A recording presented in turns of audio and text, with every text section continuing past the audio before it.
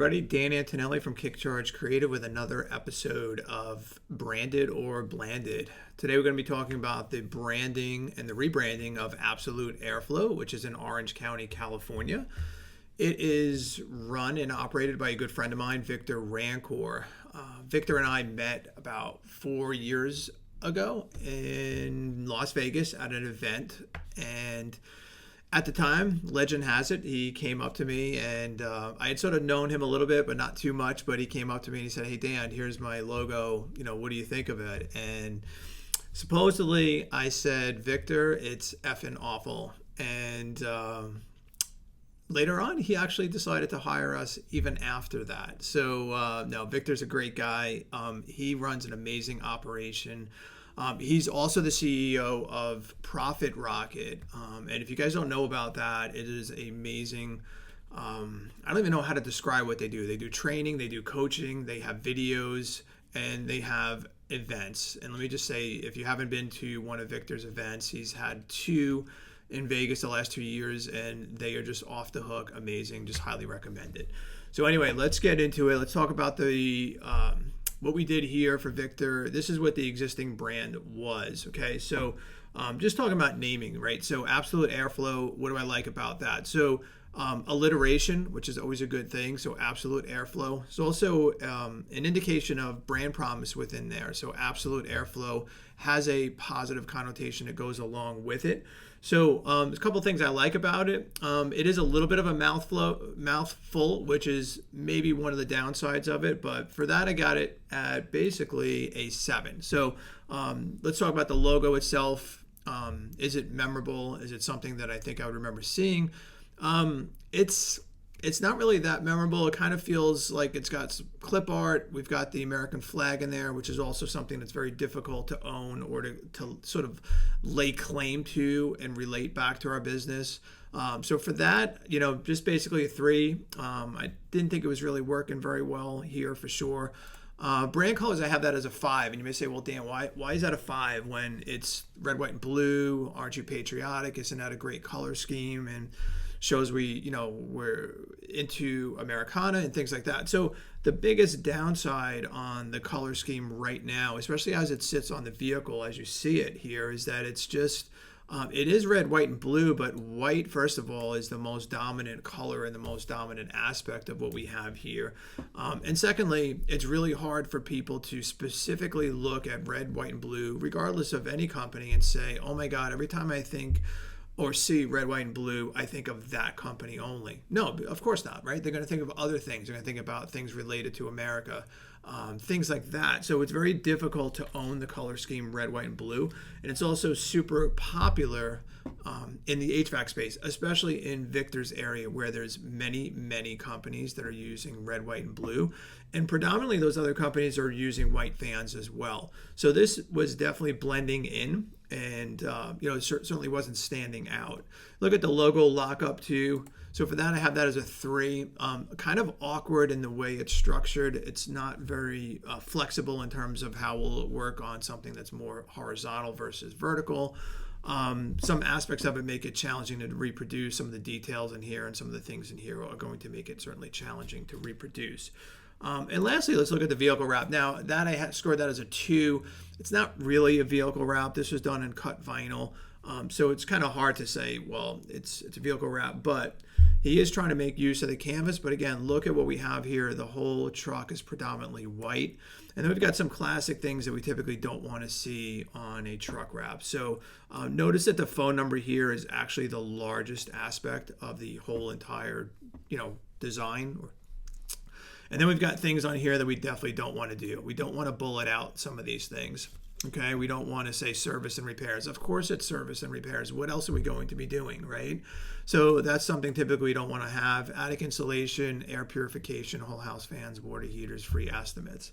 Okay, so free estimates, definitely something you don't want to have on your truck. It should be somewhat obvious that that's something that you guys do, and it's not a unique selling point to make people say, oh my God, I want to call Absolute Airflow because they have free estimates. It doesn't really work that way. He's also got really tiny letters here, like check us out on, and he's got all the social stuff. So typically you don't want to see that stuff here. He's got a tagline, believe it or not, up here, but it's so small. And his tagline is, if you're not absolutely happy, it's absolutely free. It's not a bad tagline. It's just so small that it's really hard to read. So total score here, we've got a 20. And, obviously leaning more towards the blanded side. And again, a lot of challenges here just because it's in this white van. Not very unique, not very exciting, and certainly not very memorable. So looking at the redesign, so what do we do to try to address some of these things? So obviously the naming is going to remain the same. So what do we do to try to make it more memorable? One of the things that Victor had asked us to do, and if we go back here, you can see it, is we've got this eagle in here. So he asked if there's a way that we can leverage the eagle in the new design. So we created this new eagle. We tried to make it a very modern looking brand, much more sophisticated, much more polished. And just tried to create using those same colors. Now, the colors were something that Victor asked us to maintain as well. So why did he say, Dan, I don't want to get away from the red and blue, or red, white, and blue, even though I know you don't love red, white, and blue. Basically, at that point, Victor was so heavily invested in that color scheme, like he had literally just painted his building. And so it wasn't something that we thought, hey, we've got a lot of latitude to change. We thought there was some brand equity. He was right on the side of a freeway. People kept on seeing his building in those colors. And we said, you know what? Let's keep the colors, but let's try to create something that's more dynamic. And I think that that's what we did really well here is creating something that I felt is really, really more dynamic. So even though it uses colors that I typically don't love, only because it's so difficult to own, I believe the way we executed it just feels so much more dynamic. If we go back here and we look at where we came from versus what we wound up doing, like even though it uses colors that are common, it still feels unique. It still feels fresh. Driving down the road, this is something that definitely stands out. And so even with the brand colors, so I think improved the use of the brand colors from where here. So we had that scored as a 5, and now I've got it as a 7 because I think that we did so much better with integrating colors in a more unique fashion. Okay, so even though he's in a market saturated with red, white, and blue, his competitors are still using primarily white vans. Okay, so these vans are so much more dynamic and I think just work so much better, right? So logo lockup, I scored that high as well because not only did we fix some of the challenges with the previous brand, but we also made it so that this brand could be a little bit more easily adaptable to different canvases. And by that I mean we show here a horizontal lockup. This could also be a vertical lockup just by simply moving the icon on top. So you've got some flexibility in how this logo is actually used. To me, it's a perfect lockup. Very traditional with icon left, type right. We've got great legibility on all the elements here. We also made sure we introduced the heating, air, and plumbing, which wasn't present in some of the applications before.